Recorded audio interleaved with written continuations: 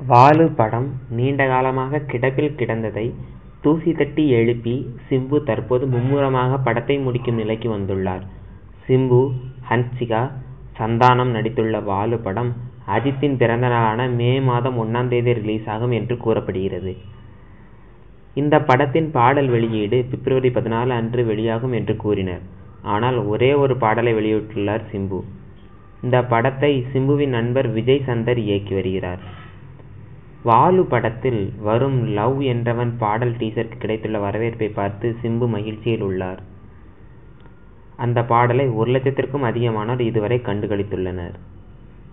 Chennai D நகரில் உள்ள accord என்ற ஹோட்டலில் இந்த படத்திற்கான ஒரு காட்சி படமாக்கப்பட்டது.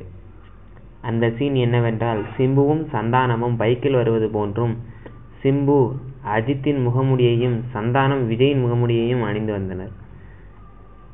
அஜித்தும் விஜயும் ஒரே பைக்கில் வருவதை பார்த்து அந்த ஹோட்டலில் இருந்தவர்கள் ஆச்சரியப்படுவது போன்றும், அதன் பின்னர் அவர்கள் முகமுடியை கழட்டி அவர்களை கேலி செய்வது போன்றும் காட்சிகள் எடுக்கப்பட்டன. இந்த மாதிரி ஐடியாவை சிம்பு தான் இயக்குனரிடம் கூறியுள்ளார். திரையரங்கில் ரசிகர்கள் மத்தியில் இந்த காட்சிக்கு நல்ல வரவேற்பு இருக்கும் என்று சிம்பு கூறினார்.